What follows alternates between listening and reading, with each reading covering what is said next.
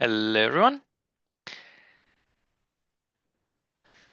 Okay, so this is the last year 10 webinar of 2024. So welcome, and let's jump right in. I think we're going to do a slightly shorter session today. Apologies, I'm quite squeezed with time today, but we'll do at least an hour, maybe slightly more than an hour. Okay, so let's jump in. So moving in 2 dimensions, yeah, I do have to remind that I have done 2 webinars on this topic already last year. So if you go to last year's webinars, you can find them. Some of the questions would be the same, but most of them are not. So moving in 2 dimensions, that means you have 2 perpendicular, well, usually perpendicular directions of movement. So you could have the x-axis and a y-axis, for instance. So, and if you attempt to move, you can move along the x-axis, for example, in this direction, or you can move along the y-axis in this direction. But any movement is a combination of, so any movement is a combination of movements along the x-axis and the y-axis. Okay, so that is movement in 2 dimensions. So for example, if we move from point 3, 2 to a point, what's that, 12, 4, 12, 4, that means we have moved 9 along the x-axis and 2 along the y-axis, and that is our displacement vector. So S is the displacement vector.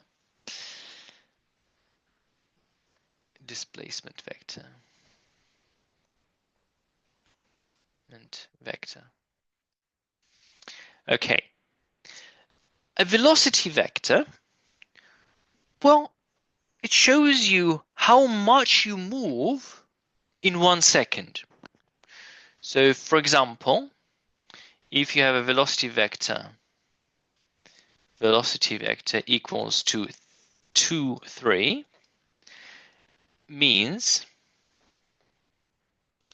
in 1 second you move well, meters per second, 2 meters along the x-axis and 3 meters along the y-axis. All right. Do you think you understand the displacement vector and the velocity vector? Please rate on a scale of 0 to 10.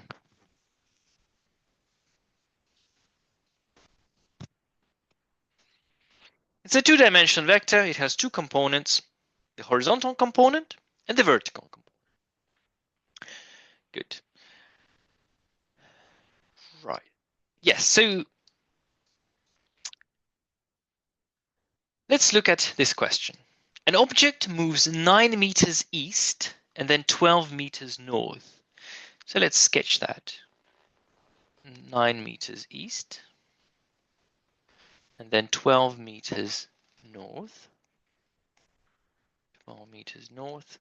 What is the magnitude of the total displacement? So this is a displacement vector, S. S equals 9, 12 is a displacement vector.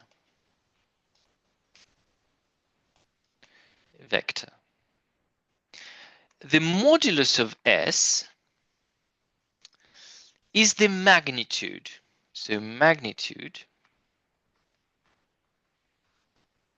is modulus of S, which is the square root of 9 squared plus 12 squared. This is a Pythagoras theorem, and as you can see, this is a Pythagorean, well, sorry, it's a Pythagoras, it's a triangle, it's a right angle triangle. That's what I'm trying to say. And I believe that this is going to be 15. Yeah, that is 15, exactly, 15 meters. So the answer is 15 meters. So this is not, so it's just a triangle, and this is 15. Now this is somewhat harder. A car moves clockwise in a circular path. So the car was moving like this. After some time, it is moving that way. So it's moving in a circular path. Which of the following shows the direction of the change in velocity? So change in velocity is the final velocity minus initial velocity. Of course, it is a vector. So the final velocity is v2 minus v1. Now, how do we subtract vectors? Well, just how we added vectors. How we add vectors, the same way we subtract vectors with an extra step. So we want to do v2, so vector v2, minus vector v1. V1 is like this. Now, rather than subtracting v1, I'm going to add the vector minus v1. So I'm doing vector v2 plus vector minus v1, which is the same thing, of course. Plus minus v1 is the same as plus minus v1. And now I just need to add these two vectors. So I'm going to use the triangle or the parallelogram rule. So I'm going to draw vector v2 and vector v minus v1, and then the total vector, the resultant vector, is this v2 minus v1, and that is the change in velocity. The change in velocity is that. So the answer is C, change in velocity. So it's How well do you understand this one on a scale of 0 to 10? Don't be shy. I mean, it is a tough one.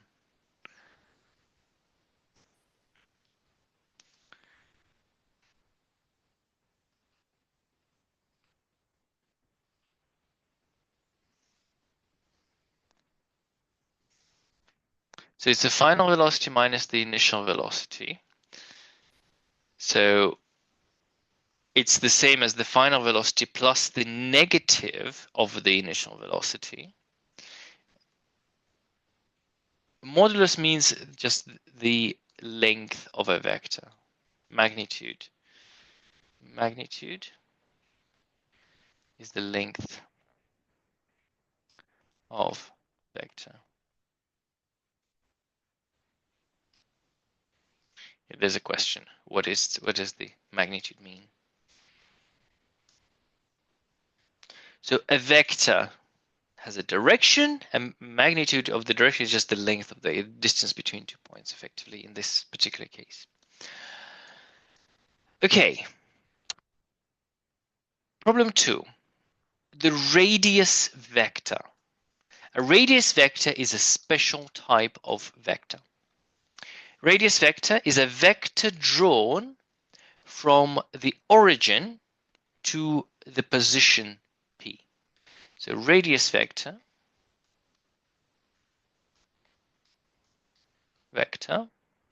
also known as the position vector,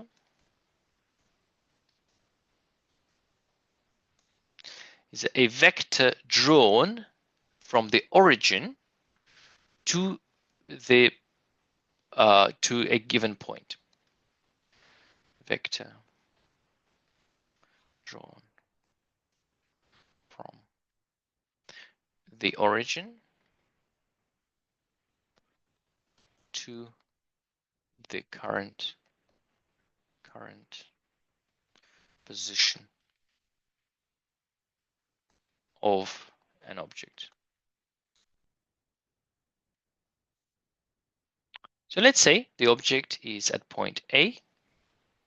This is the origin, and OA is the radius vector of point A. So RA, which is the same as vector OA, which is the radius vector of point A. If you move to point B, then your new position is RB, and your radius vector is RB, etc. If you move to point C, this is the radius vector of point C. Hope that makes sense. We can assume that you're moving like this. This is your path of movement. When we say, okay, the coordinates of the radius vector match the coordinates of a point. So point xy on the plane has radius vector xy.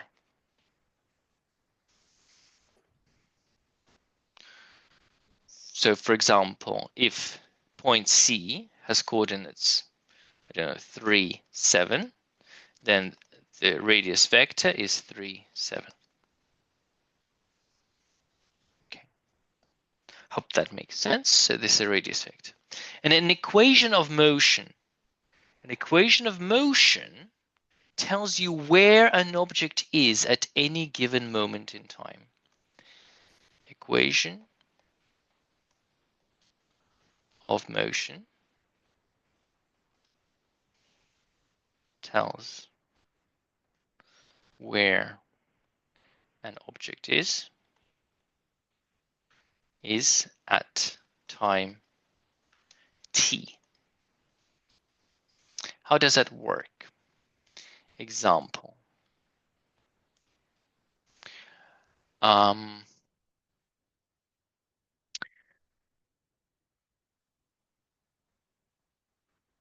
Your equation of motion, so your radius vector t is 2 minus 1 plus 3, 4 t. So this is an example of an equation of motion. So when t is 0, if t is 0, when time is 0, r of 0 is, well, this is 0, so it's 2, 1. So you are in position 2 minus 1. So your coordinates are 2 minus 1. If t is 1 second, then your position is 2 plus 3, so it's 5, and minus 1 plus 4, that's 3. So after 1 second, you're in position 5, 3. And you can carry on. If t is 7, you can calculate your position. And that is what an equation of motion is. By substituting time, it gives you the position at that time.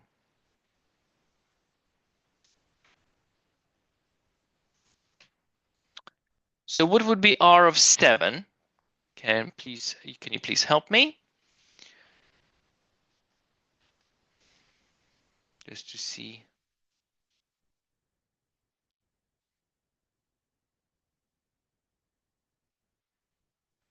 "23, 27." Yes, 27. Thank you. So these are your coordinates after 7 seconds. Okay. Lovely. So I hope that that makes sense. Once again, the radius vector is simply the xy coordinate, so you can write it as xy.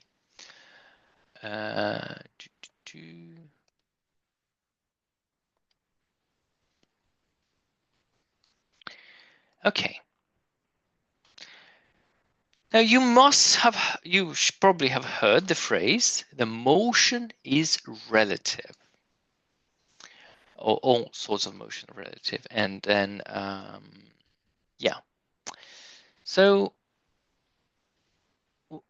that means that the velocity, when you give the velocity, you always have to give in relation to what?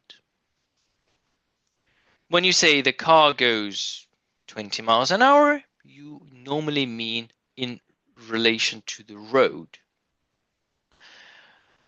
We assume that the road is stationary. It is obviously not, because the planet is moving. But for us, it's convenient to consider that we measure speed with respect to the ground. It's the ground speed.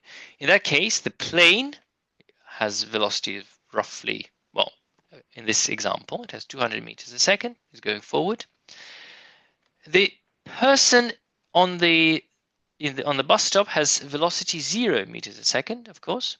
So this is in the frame of reference. So this is relative velocity,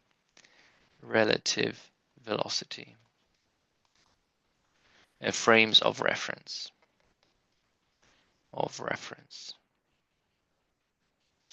So a frame of reference is just a way of measuring stuff from a given point. So for example, I'm in my own frame of reference. I'm in the frame of reference of my room. I can move to the left of my room, I can move to the right of my room, etc. I can, if you are driving a car, you are in the frame of reference of the car. But the car itself is moving along the road, which is also a frame of reference. The frame of reference is the set of rulers and clocks that you use to establish the position and time. So we want the velocity of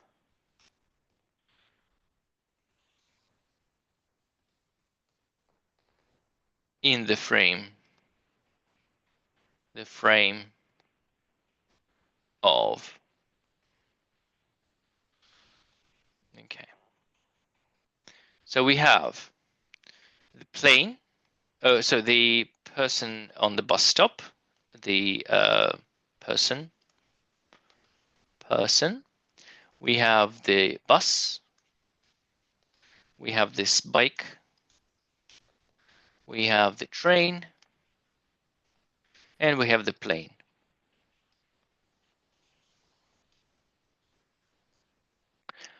In the frame of, from the point of view of the person, bus, bike, train, a plane.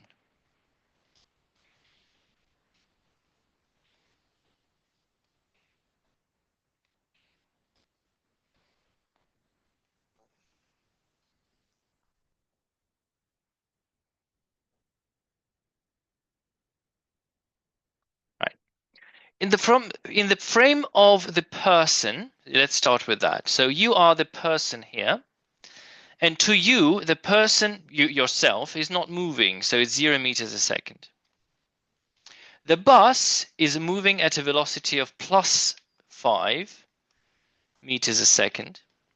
The bike is also traveling at plus 5 meters a second. The train is traveling at minus 60 because it's traveling in the opposite direction. It's 60 to the left. And the plane is traveling at plus 200 meters a second. I hope that makes sense. Now we switch to the bus. Now imagine you are the passenger in a bus, not the driver, because then you are distracted doing calculations. You should be driving. If you're sitting in the bus, you see the person on the bus stop approaching you at 5 meters a second. So it's minus 5 meters a second. The bus itself is obviously stationary relative to you. The bicycle is also stationary because it is also moving at the same velocity. So if you look out the window, the bicycle would be stationary. It would not be moving 0 meters a second. The train would be moving at minus 65 meters a second. And the plane would be traveling at 195 meters a second plus, of course, because it's traveling forward. Any questions, please? Please do ask. I don't want you to get completely lost. Just the normal amount of lost.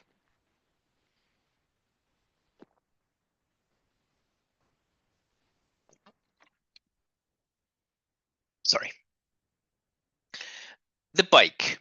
From the point of view of the bike, well, it's a very similar picture because the bike and the bus are traveling with the same velocity. So the person is moving in the frame of the bike, the person is traveling at minus 5. I'm going to skip the units, sorry. The bus is traveling at 0. The bike is traveling at 0, of course. The train is minus 65 and the plane is plus 195. So the plane is overtaking you at 195. If you're sitting in the train, the person on the bus stop is moving to the right at 60 meters a second. They're moving to the right because you're stationary. You are stationary in the train and the person is moving. Bus is moving at 65, plus 65. The bike is also plus 65. The train is 0 because you are the train. You are not moving. And the plane is traveling at plus 260 in your frame of reference. Finally, with respect to the plane, well, everything is moving to the left because the person is moving at minus 200. The bus is moving at minus 195. The bike is minus 195. The train is minus 260. And the plane is stationary in your frame of reference. So this is what we mean when we talk about frames of reference. So let's say you have a frame of reference, X, Y.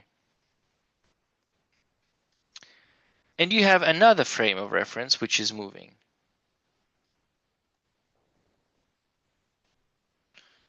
X dash, Y dash, O dash.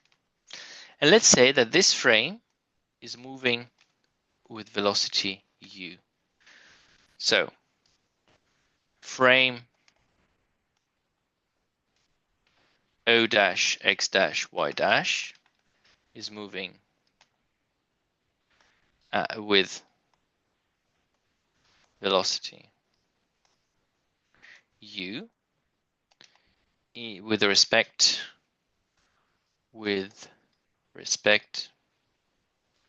to frame OXY. So this is a frame and this is a frame. But this frame is moving. And in that frame, in the new frame, something is moving with velocity V1, V dash, sorry. V dash is the velocity of an object in frame O, X, Y. Means that the V is the velocity of that object in frame OXY. So there's a simple relation called the Galilean transformation. And the Galilean transformation says that the velocity is equal to V dash plus U. So the velocity, your velocity in the frame 1 is equal to your velocity in frame 2 plus the velocity of that frame. The speed in frame 1, velocity in frame 1, velocity in frame 2, and then this is the velocity of the frame of frame 2. So let's try to make sense of this. I mean, this equation is sort of a mouthful in a way, but let's say, let's go back to this example and say that this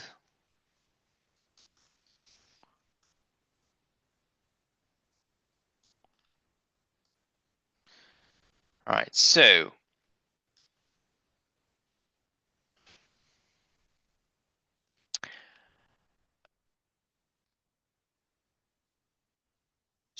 the plane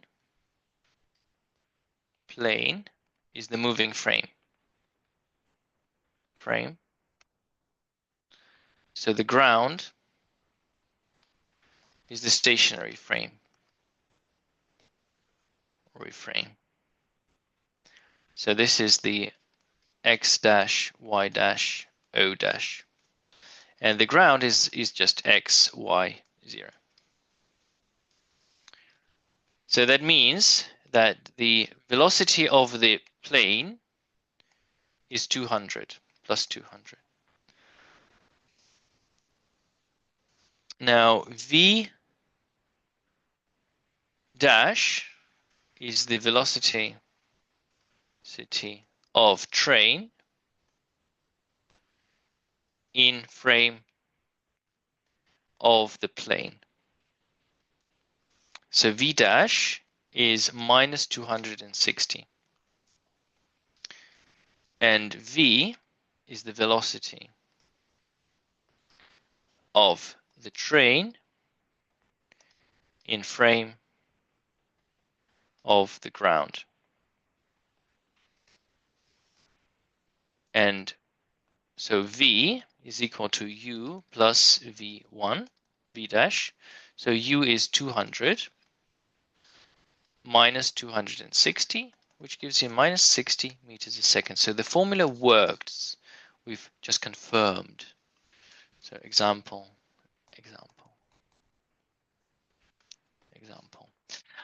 I don't know if this formula makes much sense to you. I hope the picture does make sense. Does the table, do you understand the table on a scale of 0 to 10, please?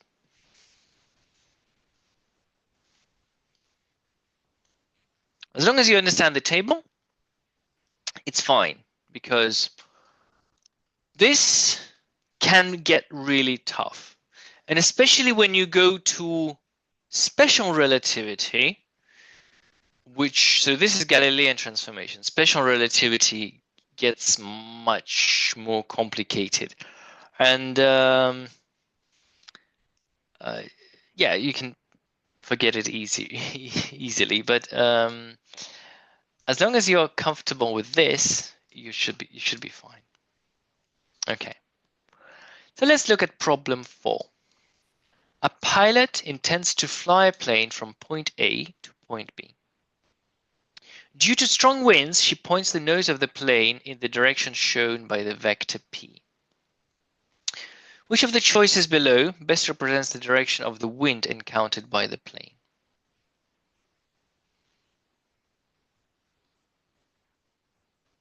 Okay. So a pilot intends to go from point A to point B. Now,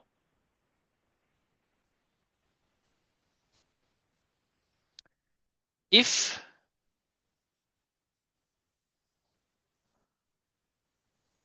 you're flying in this direction and the wind is like an A, or well, it doesn't matter, like this, you won't be flying in this direction. This is your resultant movement. So the wind is like a moving frame of reference, because the airplane is flying in the air, but the air itself is moving because there's wind. Therefore, the air with the plane will be moving. And that is a moving frame of reference. And the final velocity is your velocity in the moving frame plus the velocity of the frame. And these are vectors, of course. So this is v dash. This is your velocity in with respect to the air, because that's where you point the plane. But then there's the wind. So u is the velocity of the wind. So for in A, you would have v1 plus u, and that would be your velocity. So that will not take you from point A to point B. This will take you from point A to the ocean. B. If the wind is that way, well, you would have the velocity of the plane plus the velocity of the wind. So that will take you in that direction. So that will take you from A to B. Indeed. So the answer is B. Let's check for C. If the wind is that way and you're flying in that direction, so this will take you in that direction. And finally, D, if the wind is in that direction and you're flying in that direction, so that will take you like this. So this will not take you from A to B. It will take you from A to somewhere else. Okay, so finally, yes, the answer is B. A stream flows east with a speed of Vs, the stream velocity. A boat points due south and moves with a speed V0 relative to the water. So this is the speed of the boat relative to the water. And this is the speed of the water itself, because the water is moving. And this is the velocity of the boat, V. So this is V dash, and this is U. So V is V dash plus U. Therefore, this is the velocity of the boat with respect to the ground. So V boat relative to the shore. V dash boat relative to water, and U is the stream. Okay, the V0 to Vs is 1/2, so the stream is twice as fast as the velocity of the boat. So you have the velocity of the V0, you have the stream, which is 2V0, and this is your direction. The velocity of the boat and the velocity of the stream, so you need this angle, theta. So this theta This is a right angle triangle. So you would use opposite over adjacent. So theta is equal to tan V0 divided by 2V0, which is tan inverse tan, of course, 1/2. And then the magnitude, so the speed is this, V modulus is the magnitude, the square root of V0 squared plus 2V0 squared, so Pythagoras theorem, and that makes it square root of V0 squared plus 4V0 squared, which is square root of 5V0 squared, which is square root of 5V0. So the answer is this, D.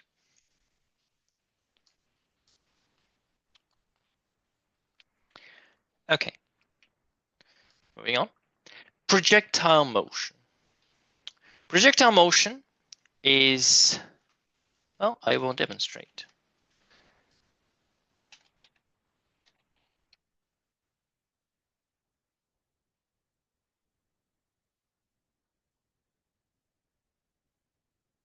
Dun, dun.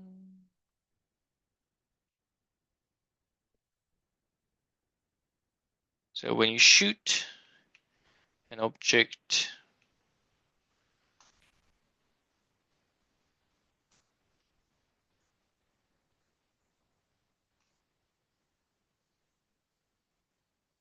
okay, you shoot an object at an angle and it is a projectile.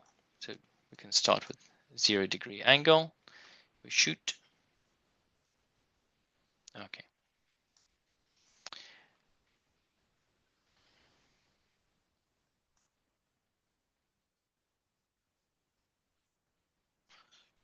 Okay.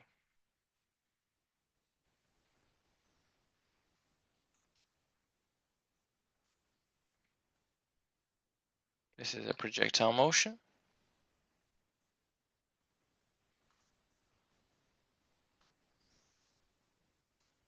And this is also projectile motion.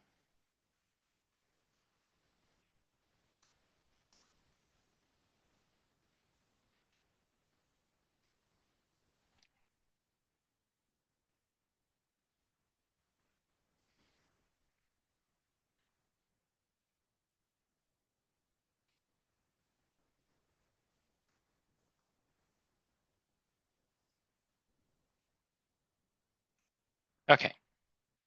So what's interesting here that oh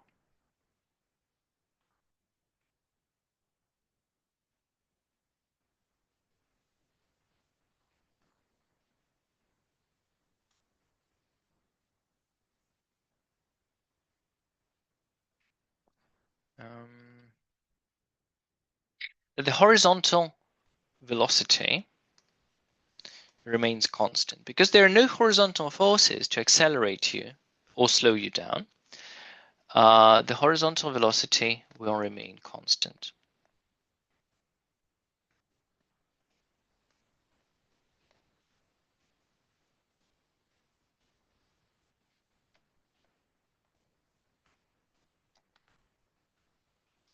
So horizontal velocity is constant. Vertical velocity is changing. Vertical velocity is changing.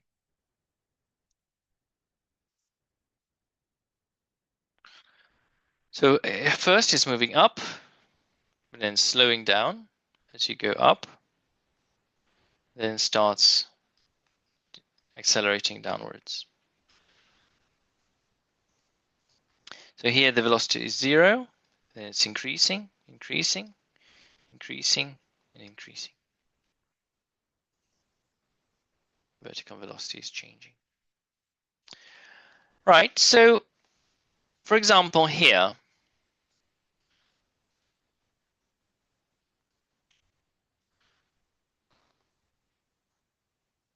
a horizontal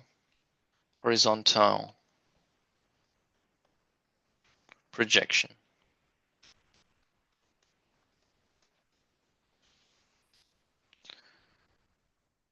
Horizontally,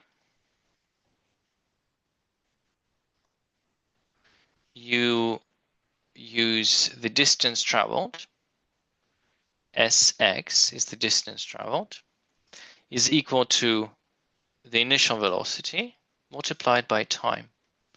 Very simple. So horizontal displacement is equal to initial velocity multiplied by time. Vertically,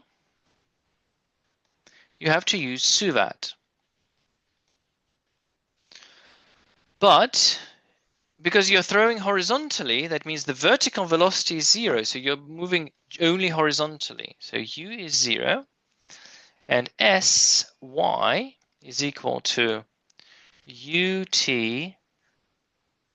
minus a half at squared.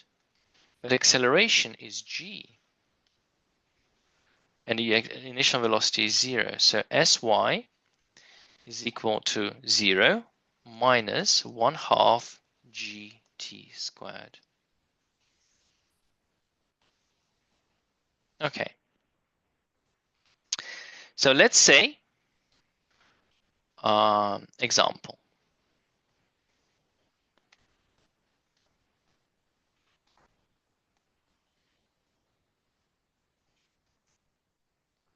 Launch from 15 meters. Height is 15 meters. And the initial velocity is 10 meters per second. Okay, so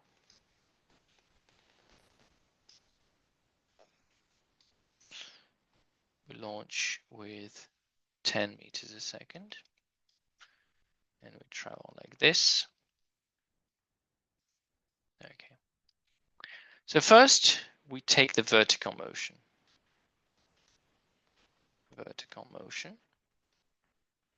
And vertical motion is accelerated motion. So suvat, or you don't really have to use suvat. Okay, let's use suvat here. So the displacement is minus 15 meters. Because this is 15 meters. You're moving from top to bottom, you're moving down 15 meters down. Initial velocity is 0 because you're throwing horizontally. Vertical motion is 0. Final velocities we don't know, we don't really care. Acceleration is minus 10 and time is question mark. So we're not interested in velocity, we're interested in time. So we use S equals ut plus 1/2 at squared. S is minus 15 equals 0 plus 1/2 times 10, which is minus 1/2 times minus 10 times t squared.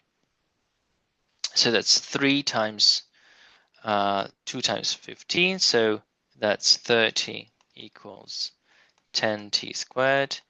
T squared equals 3. T is plus or minus square root 3. Of course, negative time is not possible, so t is square root 3, which is approximately 1.73 seconds.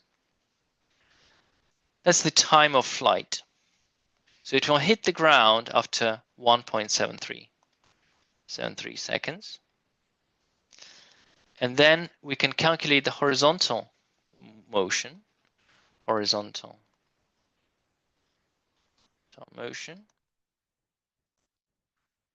So the horizontal displacement, Sx, is the initial velocity, which is 10, multiplied by t.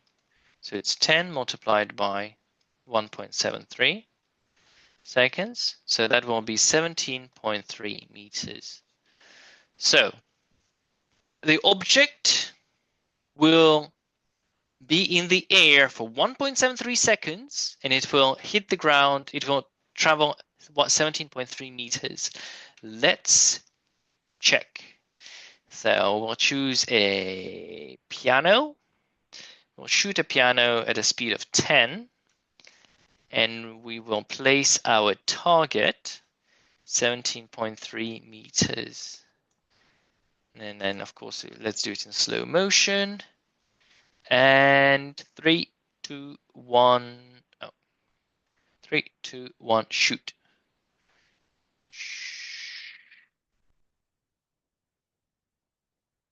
That's very satisfying.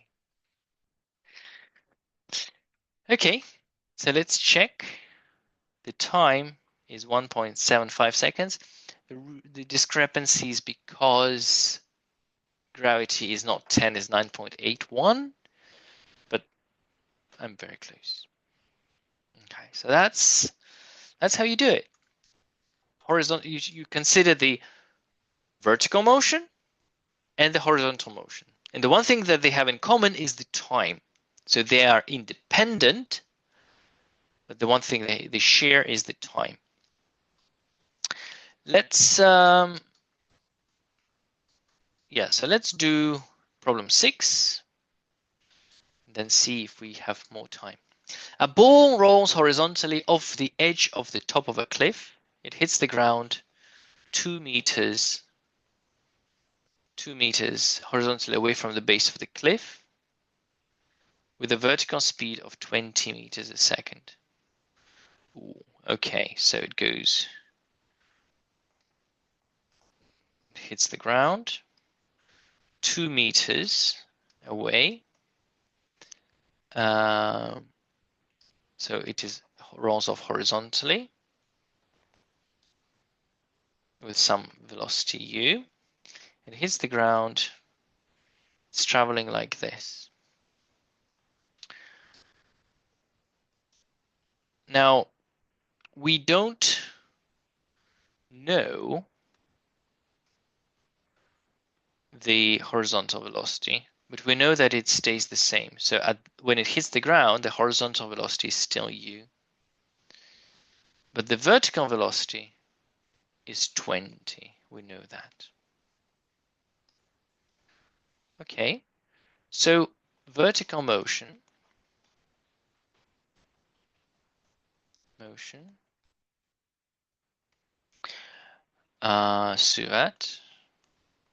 suvat S is, well, we don't know. Initial velocity is 0, final velocity 20. Acceleration, well, in this case we take down as positive, so acceleration is plus 10, and t is question mark. T is we need to find the time. So we have v equals u plus at. So we take the equation with no s because we're not interested in the height, and that makes v is 20 equals u, which is 0, plus 10 t. So t is 2 seconds. So we know that the object was in the air for 2 seconds. And if it flew 2 meters, so horizontal motion,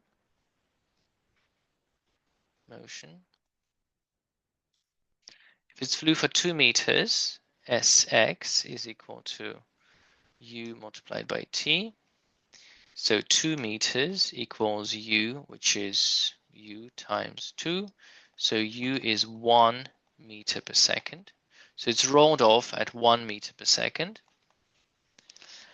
And it hit the ground 2 seconds later.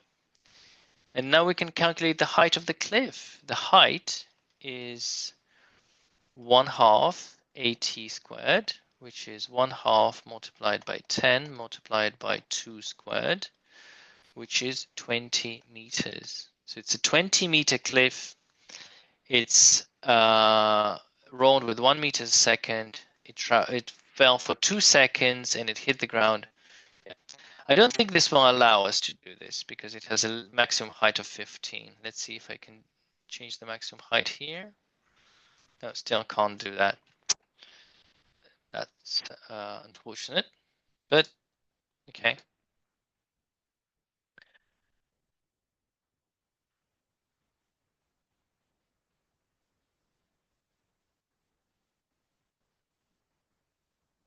Yeah, you could, but oh, the height. Yes, you could. Sorry, 20 meters. You could do that. I thought we needed to calculate the initial velocity. I didn't read the question properly. Sorry. I then realized we needed the height. Now, if you do, you can still do projectile motion at an angle. So let's do one more. Let's skip this one. Problem. Let's do problem 8. 8. All right. So let's do a harder one. So let's say you have from a 12-meter height, you shoot at an angle of 30 degrees, and then the question is, where will it hit the ground? How far? Okay. So, and the speed is 15 meters a second. So vertical motion.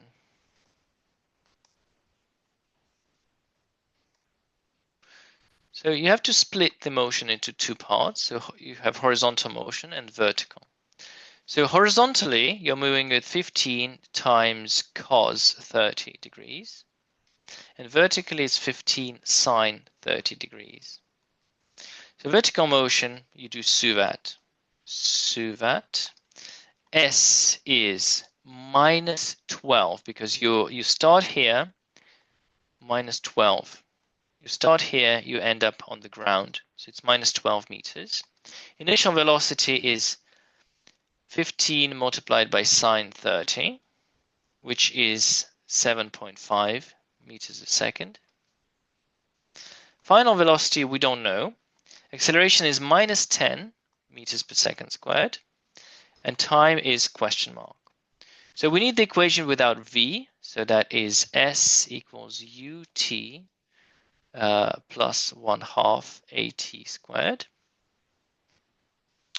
S is minus 12 equals u, which is 7.5 times t minus 5 t squared. So 5t squared minus 7.5 t minus 12 equals 0. This is a quadratic equation. My calculator can do quadratic equations. So it's 5 minus 7.5 and minus 12. And that gives me t is 2.47 seconds, or t is minus 0.97 seconds. Now this does not make sense. It actually has a meaning. So if the motion started 1 second ago, it would so at t equals minus 0.97 seconds, that's where it would be here. It would be on the ground 1 second ago before launch. And then it hits the ground when t is 2.47 seconds. Okay, so we found that it hits the ground after 2.47 seconds, and then we consider the horizontal motion. Horizontal motion. And then simply the distance, sx, is the horizontal velocity multiplied by time. And the horizontal velocity is 15 times cos 30 times t, which is 2.47 seconds. So that would be 15 times cos 30 times times 2.47 seconds. That's 5.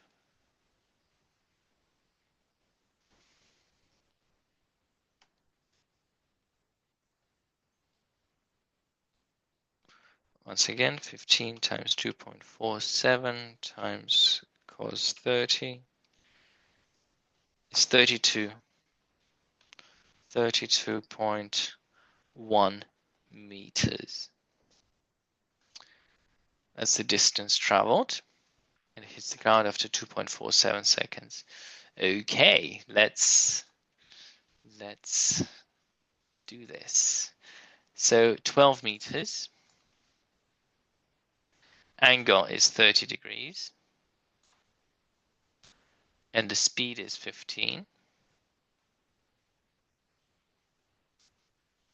And our prediction that it will hit the ground after 32.1 meters.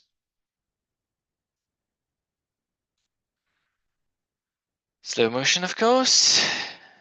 And let's shoot a piano.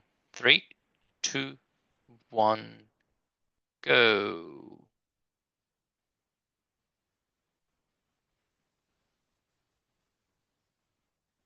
Lovely. Let's check out the time. The time is 2.51 seconds, slightly off, but yeah.